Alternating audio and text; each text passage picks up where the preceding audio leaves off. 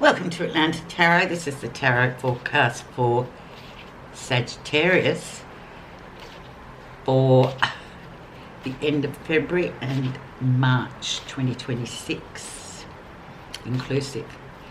So Sag, we are in the zodiac sign of Pisces.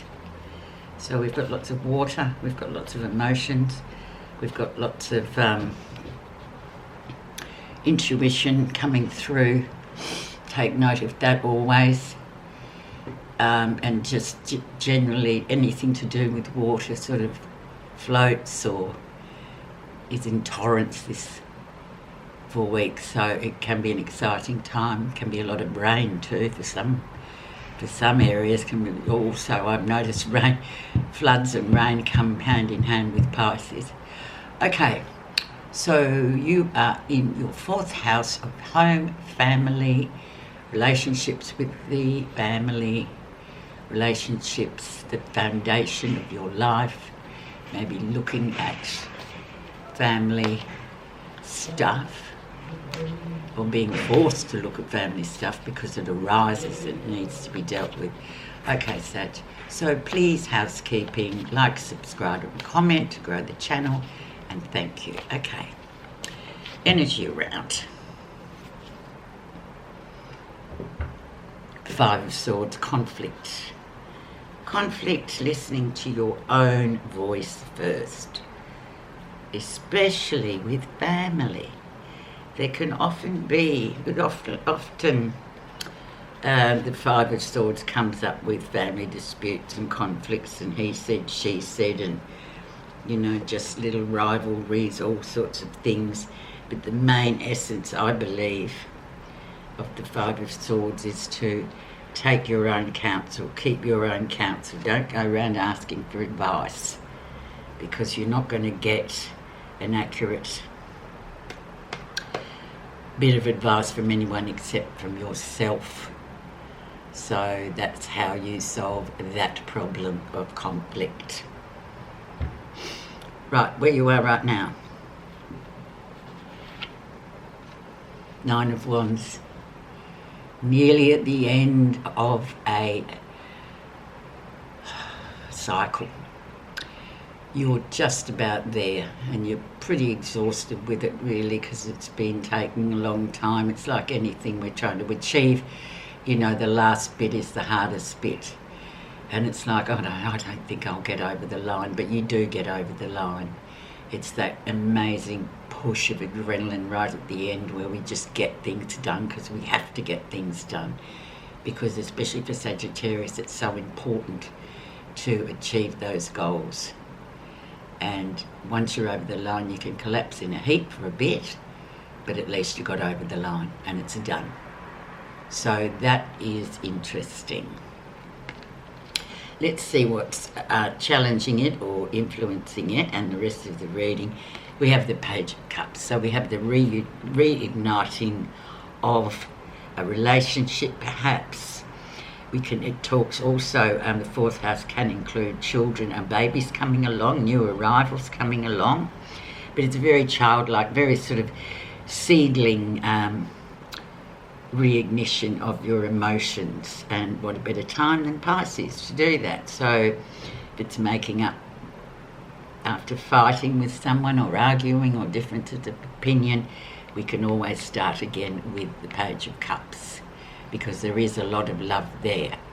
But sometimes other things get in the way and we forget about that and we just don't like what's happened, but we still love.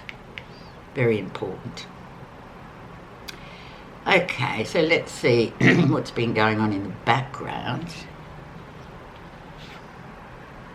6 of Cups, reconnecting with people from the past. Very much a past life card, Sag, so people that really mean a lot to us. Can be family, relatives, friends that are like family or that are family really for some of us.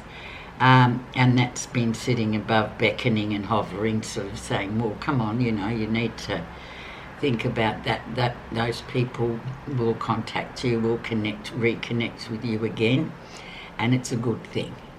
especially family members, because we are talking about the fourth house. So it's quite interesting how it all sort of ties in together, isn't it? So literally people will sort of appear out of nowhere and say, oh, remember me? And it's nice, it's joyful, it's lovely. Especially if there has been conflict, then there's your resolution. Time has passed, time heals all wounds. Recent influences. 7 of Cups, the card of illusion. If it looks too good to be true, it probably is. So the advice for this card is you can't have every of the 7 cups on here. Each cup represents wealth, relationship, whatever in life, you know, all the things that we want, money. I can't even think of them, but yeah, it sort of reminds us that we can have 2 of the 7, but we can't have the 7. You can't have everything all at once. So and if you overreach there, you know, you just think, yeah, well, why did I think I could have everything at once? Because life just doesn't serve up like that, does it? No, it doesn't.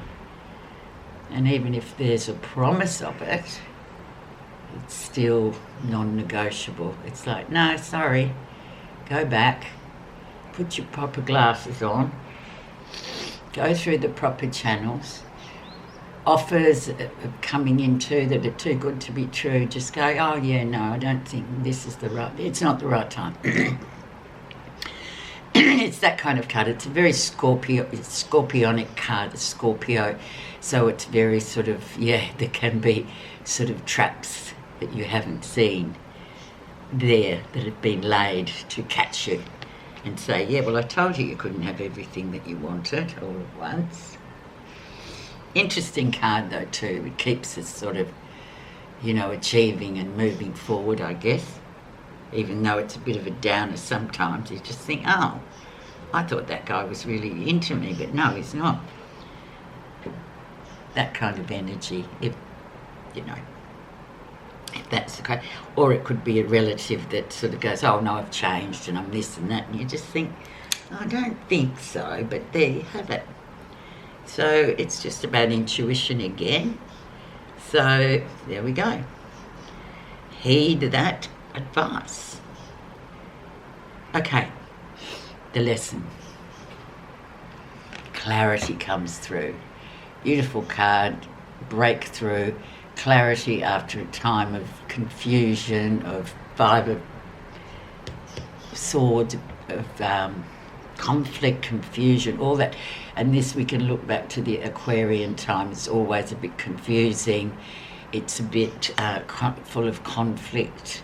You can even look to the global situation and go, oh yeah, well, you know, look at what's going on. It's just like this haywire sort of energy that's really nothing that's being resolved. It's just building and building. But now we have clarity. So we've got the breakthrough, and it's an ace, so aces are always good for new beginnings. So there you go. Clarity. Near future.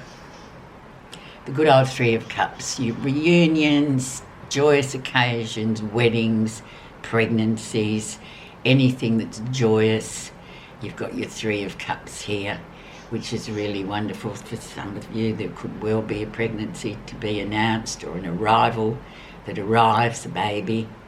But generally, it's a really beautiful card just to celebrate life itself, reconnection with people, all that kind of energy. But very, once again, going back to the 4th house, very familial, very much about the family, whatever family is to you as well, I might say. Okay, what's happening you're not realising? And we have the Ace of Cups. So absolute soulmate energy coming through, people coming back from the past, reconnection with people from the past. And on another level, it's also about projects that you're really dear to your heart, that you've always wanted to get moving with. Suddenly, here it is, it's sort of saying it's time, so come on, you know, get on with it, this is great. This can be the conception of a child once again. You can talk about conception. So it's all these wonderful, emotional,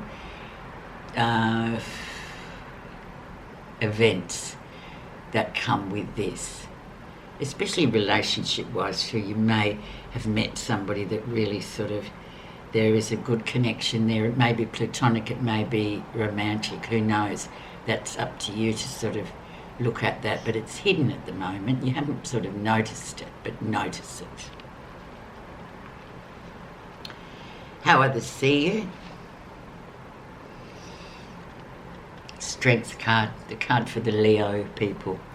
So very much a card of reining in your more rebellious side, your anger, all those emotions that we try desperately to keep an even keel or a steady hand on. With it, sometimes as a human being you can just explode from it, but it's about being aware of others as well, especially family and home. You've got to be self-aware how your actions are taken by other people and the consequences of that, whatever's gone on. But it's about sort of learning to bridle in order to keep those emotions in check. Very powerful card, I must say. Positive feelings. Nine of Pentacles, independent, strong, female energy here. Also male, female, interchange for everybody. But yeah, particularly female, because in the, historically females, oh wow, they can do this. Yes, they're sort of on a par with the males. It's that sort of old schooly type of energy, but it's a really good card to say you're doing well. So just keep on doing what you're doing financially, getting there, getting sort of really stability coming in, feeling like you're on the right track, feeling like that what you're putting into your job, your work, your family, everything like that is actually being rewarded by this card. Is a great card to go, oh, health, I'm doing a lot better than I thought I was. So that's also nice, isn't it? Okay, final card. Ace of Pentacles, another ace. Money coming in. Money coming in, or money being available to do whatever it is you want to do with it. Can be saving your money too, like with the Nine of Pentacles. Sometimes we just get into that phase and cycle of just wanting to save some money, wanting to have savings, wanting to sort of have savings for a particular thing. And it's a beautiful card, but definitely money coming in. So there's no need to worry. Money is available for what you want to do. And especially if you're saving, well, of course, you know that pay by pay you will be putting in whatever you can, but it adds up and it adds up, and then suddenly you go, oh, wow. Thanks so much, Sagittarius, for listening. Thank you for everything, and I hope you have a good 4 weeks.